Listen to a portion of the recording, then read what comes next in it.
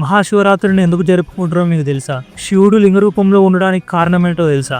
ఇవన్నీ ఇప్పుడు తెలుసుకుందాం. మహాశివరాత్రి జరుపుకోవడానికి 3 కారణాలు ఉన్నాయి. ఒకటి లింగోద్భవం జరిగినప్పుడు, రెండోది శివుడు విషాన్ని మింగినప్పుడు, మూడోది పార్వతీ పరమేశ్వరుల కళ్యాణం. Welcome to part 1. లింగ పురాణం ప్రకారం బ్రహ్మకి విష్ణువుకి చిన్న వివాదం మొదలవుతుంది, ఎవరు గొప్ప అని. వాళ్ళిద్దరి మధ్యలో మొదలైన వివాదం పాశుపత మహేశ్వర వంటి మహా అస్త్రాల వరకు వెళ్తుంది. ఆ అస్త్రాల దాడికి ముల్లోకాలు తల్లడిల్లిపోతాయి. అప్పుడు దేవతలందరూ కలిసి కైలాసానికి వెళ్తారు, శివుణ్ణి వేడుకుంటారు. వారిని రక్షించడం కోసం శివుడు ఆ అస్త్రాలు మింగేసి ఒక మహా అగ్నిజ్వాలగా ఆవిర్భవించుతాడు. ఆవిర్భవించిన అగ్నిస్తంభం ఎక్కడ మొదలైందో ఎక్కడ ముగుస్తుందో ఎవరికి తెలియదు. అప్పుడు ఆకాశవాణి దాని అడుగు ఎక్కడుందో, దాని శిఖరం ఎక్కడుందో కనుగొన్న వారే గొప్ప అని చెప్తుంది. దాంతో శ్రీ మహావిష్ణువు వరాహ రూపంలో భూమిని త్రవ్వుకుంటూ వెళ్తాడు. అయినా దాని అడుగును కనుక్కోలేకపోతాడు.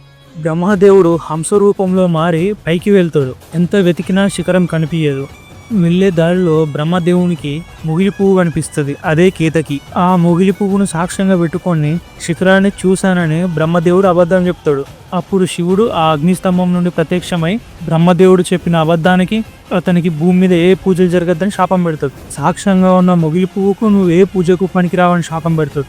మాఘ బహుళ చతుర్దశి నాడు లింగోద్భవం చెందిండు కనుక ఆ రోజును మహాశివరాత్రి అంటారు.